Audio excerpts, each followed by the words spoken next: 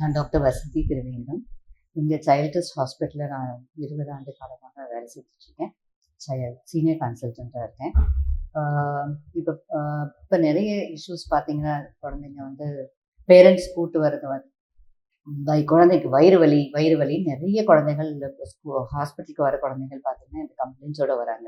Urinary ப்ராப்ளமும் நம்ம கண்காணிக்க வேண்டியிருக்கு. ஸ்கூலில் வந்து ரெகுலராக குழந்தைகள் யூரின் கண்டிப்பாக போக வேண்டியிருக்கு. ஸோ இன்டர்வல் டைம்லையோ லன்ச் டைம்லையும் அவங்க போகணும்.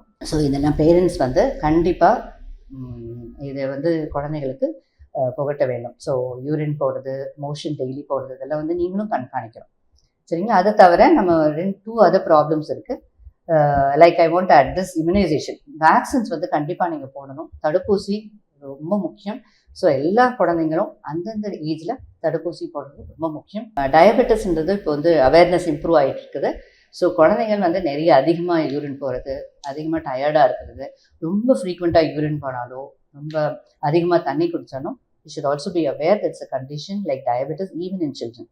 ஸோ அதுக்கும் ஒரு அவேர்னஸ் க்ரியேட் பண்ணணும். So parents should seek medical attention whenever the child starts passing too much of urine, too much of loss of weight. இந்த 2 வாரத்தில் ரொம்ப அதிகமாக 6 கிலோ 7 கிலோ வெயிட் குறைஞ்சாலும் நம்ம வந்து மெடிக்கல் ஹெல்ப் சீக் பண்ணணும்.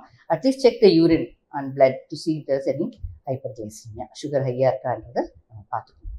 ஸோ இந்த 4 இது வந்து நீங்கள் வந்து ஒழுங்காக கடைப்பிடிச்சிங்கன்னா ஓரளவுக்கு வந்து சில ப்ராப்ளமை வந்து நம்ம சால்வ் பண்ண முடியும்.